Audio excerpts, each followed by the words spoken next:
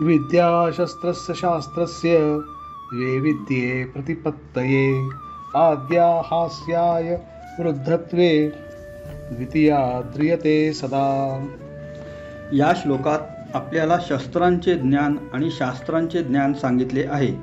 शस्त्रांचे ज्ञान आणि शास्त्रांचे ज्ञान या दोन्हींमुळे ज्ञान प्राप्त होते।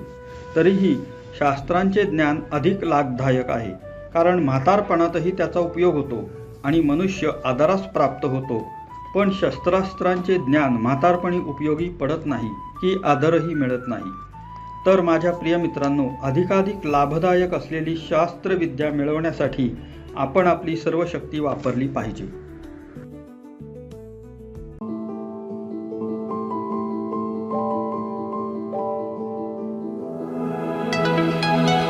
Please like and subscribe this channel.